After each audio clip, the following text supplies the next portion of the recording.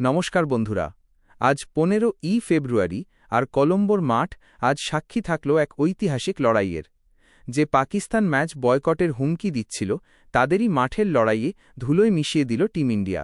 হ্যাঁ, ঠিকই শুনেছেন, টি-20 বিশ্বকাপে পাকিস্তানকে 61 রানে হারিয়ে সুপার 8-এর টিকিট কনফার্ম করল সূর্যকুমার যাদবের দল। টসে হেরে প্রথমে ব্যাট করতে নেমে শুরুতেই ধাক্কা খেয়েছিল ভারত। অভিষেক শর্মা তাড়াতাড়ি ফিরলেও আজ রুদ্রমূর্তি ধারণ করেছিলেন ঈশান কিষান। মাত্র 40 বলে 77 রানের এক বিধ্বংসী ইনিংস, 5টি ছক্কা আর 4টি চারে পাক বোলারদের লাইন লেন্থ বিগড়ে দেন তিনি। অধিনায়ক সূর্যকুমারের 32 রান আর শেষে তিলক বর্মার ক্যামিওতে ভারত পৌঁছে যায় 175 রানে। 176 রানের লক্ষ্যে ব্যাট করতে নেমে ভারতের বোলিং তোপের মুখে খড়কুটোর মতো উড়ে যায় পাকিস্তান। জাসপ্রীত বুমরা আবারও প্রমাণ করলেন কেন তিনি বিশ্বের সেরা। 2 ওভারে মাত্র 17 রান দিয়ে তুলে নিলেন গুরুত্বপূর্ণ 2 উইকেট।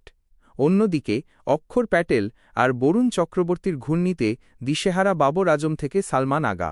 পাকিস্তান অল আউট হয়ে গেল মাত্র 114 রান। তো বন্ধুরা, আপনাদের কি মনে হয়, ভারত কি এবারও বিশ্বকাপ ঘরে আনবে?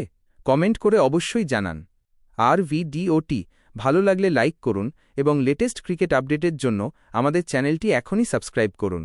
দেখা হচ্ছে পরের ভিডিওতে। জয় হিন্দ।